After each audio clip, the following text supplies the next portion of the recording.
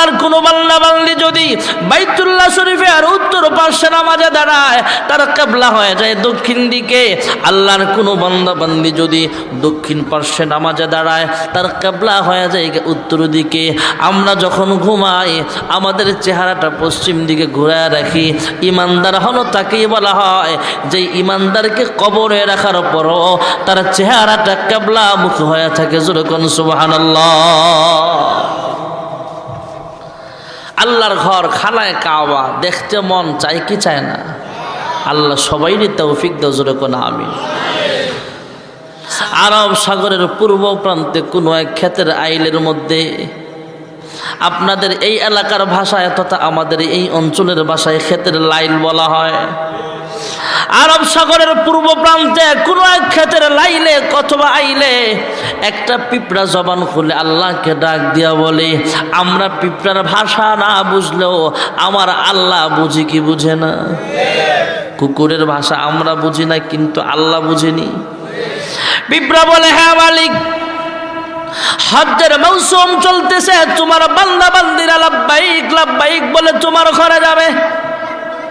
এ আল্লাহ, আমি পিঁপড়া হলে কি হবে? আমারও মন চায় দুই চোখ দিয়া তোমার ঘর এক নজর দেখতে। সুবহানাল্লাহ জোরে কয় না রে? পিঁপড়া দোয়া করে, হে মালিক, আমারও মন চায় তোমার ঘরটা দুই নয়ন দিয়া দেখতে, আমারও মন চায়। মহান আল্লাহ রাব্বুল আলামিন কাবা শরীফের আশপাশে হাজার হাজার কবুতরের মাঝে একটা কবুতরকে বলে, হে কবুতর, যাও আরব সাগরের পূর্ব প্রান্তে যাও, সেখান থেকে আমার একটা মেহমান নিয়ে আসো। সুবহানাল্লাহ। আল্লাহ তাআলা নির্দিষ্ট একটা ক্ষেতের লাইলের কথা বলে দিলেন, কবুতরটা সেখানে নামলেন। এবার আল্লাহ রাব্বুল আলামিন কুদরতি আওয়াজ দিয়া পিঁপড়াকে জানায় দিলেন, হে পিঁপড়া, দেশের মধ্যে কত কবুতর হইতো তুমি দেখো। এই মুহূর্তে যেই কবুতরটা তোমার সামনে দেখতেছ, এটা কিন্তু এই দেশের সাধারণ কোনো কবুতর নয়, এটা হলো বাইতুল্লাহ শরীফের কবুতর। আমি আল্লাহ তাআলা বিমান দিয়া, জাহাজ দিয়া, গাড়ি দিয়া বিভিন্নভাবে আমার দাওয়াতি মেহমানদেরকে আমার ঘরের সামনে হাজির করার ব্যবস্থা করে দেই। আর আমি আল্লাহ তাআলা হারাম শরীফের একটা কবুতর বিমান হিসাবে তোমার কাছে পাঠিয়ে দিলাম। আমার ঘর যদি দেখতে চাও, কবুতরের পা দুইটা ঝড়ায়া ধরো, আমি আল্লাহ কবুতরকে বিমান বানায়া কিছুক্ষণের মধ্যে তোমাকে বাইতুল্লাহর সামনে আমি আল্লাহ পৌঁছায়া দেব। পৃথিবীর সবচাইতে দামি ঘর খানায় কাবা। যারা গেছেন এরা দেখেছেন, টের পেয়েছেন, পৃথিবীর অন্য কোথাও এমন ভালো লাগে না। সবচাইতে শান্তির জায়গা হলো মক্কাতুল মুকাররমা। হজ্জের মৌসুমে অথবা উমরার সফরে যারা যায়, কয়েকদিন মক্কা ছেড়ে যখন আবার দেশে চলে আসে, তখন বুঝে মক্কার বিরহ বেদনা কত। ভাইয়েরা আমার, বন্ধুরা আমার, এটা হলো পৃথিবীর মধ্যবর্তী স্থান খানায় কাবা। বৈজ্ঞানিকরা মাপলেন, পৃথিবীর পূর্ব প্রান্ত থেকে মাপতে মাপতে মাপতে মাপতে বাইতুল্লাহ শরীফ পর্যন্ত গেলেন। এরা লিখে রাখলেন কয় হাজার কিলোমিটার হলো।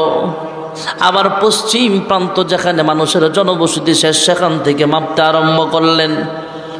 মাপতে মাপতে বাইতুল্লাহ শরীফের সীমানায় আসলেন, আবার লিখলেন কয় হাজার কিলোমিটার হলো। আবার উত্তর দিকে চললেন, মাপতে মাপতে যেখানে যায় পৃথিবীর শেষ সীমানা, মানুষের মাপার আর কোনো জায়গা নাই, যেখান পর্যন্ত মাপতে পেরেছে।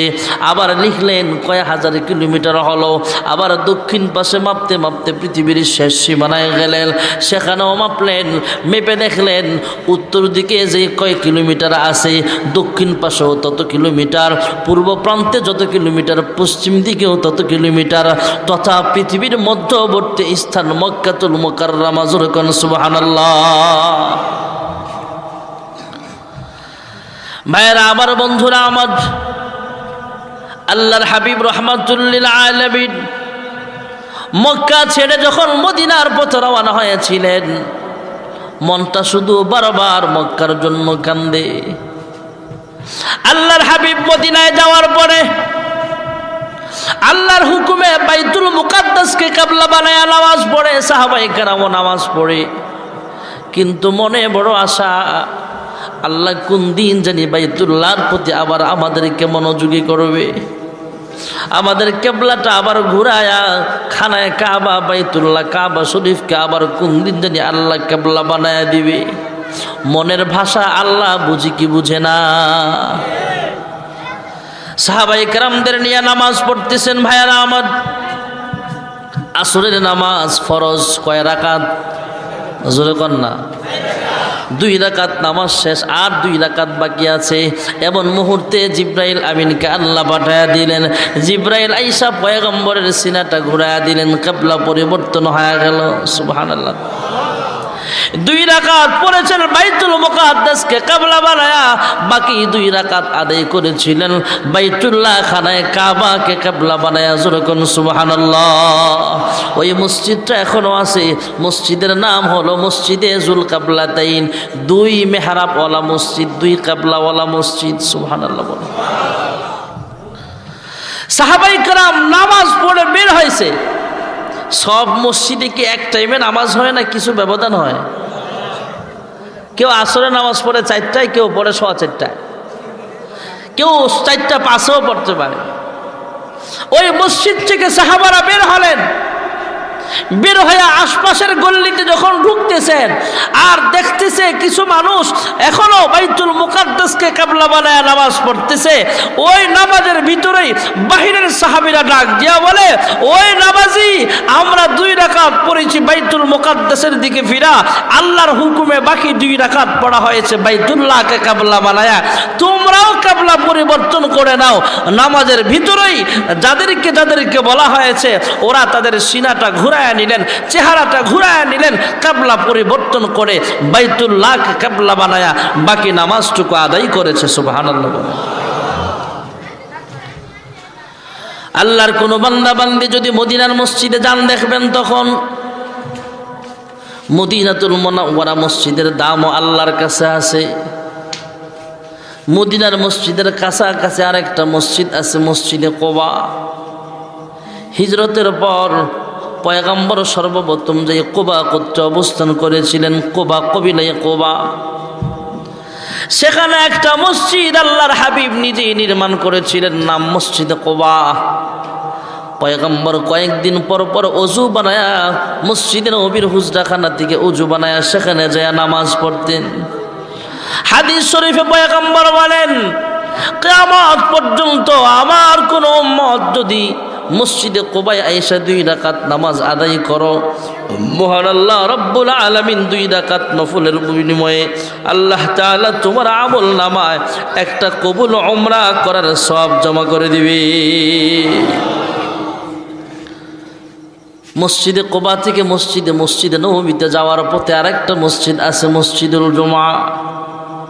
প্রায় শতাধিক সাহাবায়ে কেরামদের নিয়ে পয়গম্বর সেখানে জুমার নামাজ আদায় করেছিলেন। সুবহানাল্লাহ। মদিনার মসজিদ বড় দামি একটা মসজিদ ভাইয়ারা আমার। যেই মসজিদের ইমাম ছিলেন সাইয়্যিদুল মুরসালিন খাতামুন নবীন মুহাম্মদুর রাসূলুল্লাহ সাল্লাল্লাহু আলাইহি ওয়াসাল্লাম। পৃথিবীতে ওনার চাইতে দামি কোনো ইমাম পৃথিবীর জমিনে আল্লাহ পাঠায় নাই। সুবহানাল্লাহ বলেন। ইমামুল আউয়ালিন ওয়াল আখিরিন, বাহর সাদাকা রাহমাতুল লিল আলামিন, শুধু ওয়াজুদাস রাহমাতুল লিল আলামিন, মসজিদে ও শুধু হামারো এ জমিন। মেরাজের রজনীতে আল্লাহর হাবিব বাইতুল মুকাদ্দাসে প্রবেশ করলেন, সঙ্গে আছেন জিব্রাইল আমিন। তাকায় দেখেন আদম সফিউল্লাহ আলাইহিস সালাম সেখানে উপস্থিত আছেন, জাতির পিতা ইব্রাহিম খলিল আলাইহিস সালামও সেখানে আছেন। ঘন ঘন যিনি আল্লাহর সাথে কথা বলতেন মুসা কালিমুল্লাহ সেখানে আছেন, ঈসা রূহুল্লাহ সেখানে আছেন, বাদশা সুলাইমান পয়গম্বর আলাইহিস সালামও সেখানে আছেন।